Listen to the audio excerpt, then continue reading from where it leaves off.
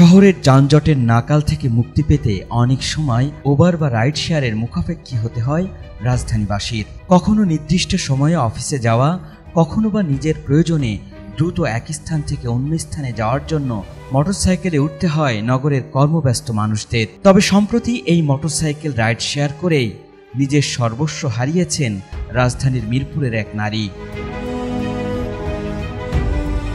ভুক্তভোগী ওই নারী গত 28শে মে বিকালবেলা ডাক্তার দেখানোর জন্য শ্যামলী যেতে চান। গণপরিবহনে না গিয়ে তিনি রাজধানীর ঢাকার মিরপুর 12 নম্বর থেকে রাইড শেয়ারের মোটরসাইকেলে ওঠেন। মোটরসাইকেলে ওঠার পর হেলমেট পরিয়ে দেন ওই মোটরসাইকেল চালক। এরপরেই ভুক্তভোগী নারী বুঝে উঠতে পারেন না মোটরসাইকেল চালক তাকে কোথায় নিয়ে যাচ্ছে।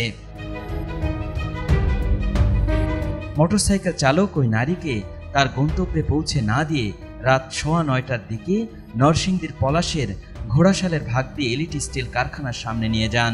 পরে একটি নির্জন স্থানে নিয়ে গিয়ে তাকে ধর্ষণ করেন। এ সময় নারীর সঙ্গে থাকা টাকা ছিনিয়ে নেওয়ার পাশাপাশি হত্যার হুমকি দিয়ে মোবাইল ব্যাংকিংয়ের মাধ্যমে স্বজনদের কাছ থেকেও অর্থ আদায় করেন রাইড শেয়ার চালক এবং তাকে নির্জন স্থানে ফেলে পালিয়ে যান তিনি।